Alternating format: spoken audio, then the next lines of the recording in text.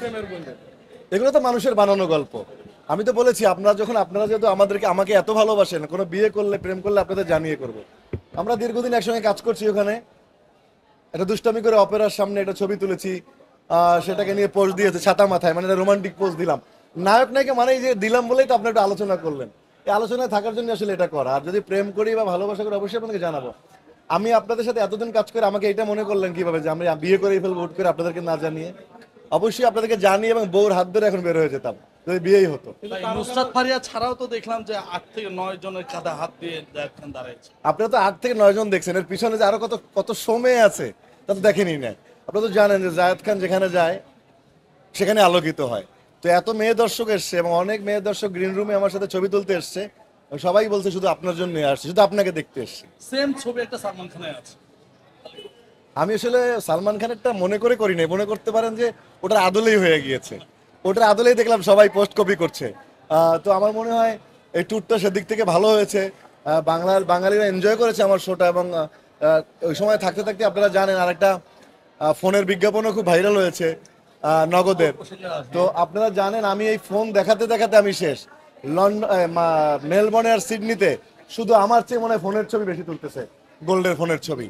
এত মানুষকে নাড়া দিয়েছে এবং অবাক হবেন যখন, কারণ আমার ডায়লগে বলতে আপনারা শুনলে অবাক হবেন, আমার বলতে হচ্ছে যে যখন প্রথম টিজারটা যায় অস্ট্রেলিয়ার সবাই ভয় পেয়ে গিয়েছিল, মনে করছিল যে আমার কোনো গন্ডগোল হয়েছে বা আমি মনে হয় শোটা করবো না।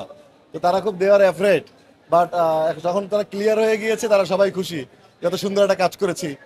এবং সাকিব আল হাসান ভাই অনেক ভালো কাজ করেছে।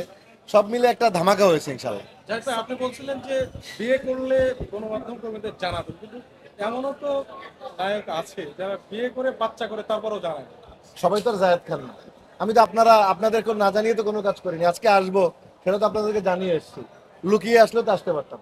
ফারিয়া তো আপনাদের সামনে থেকেই বের হয়ে গেল। তো লুকোচুরি থাকলে তার তা হতো না। তো আমার বিষয়টা হচ্ছে গিয়ে আপনাদেরকে জানিয়েই করবো। আর নায়ক নায়িকাকে নিয়ে যদি একটু প্রেমের গুঞ্জনই না থাকে, আর দুইজনেই তো অবিবাহিত, তো একটু যদি গুঞ্জন থাকে খারাপ কি?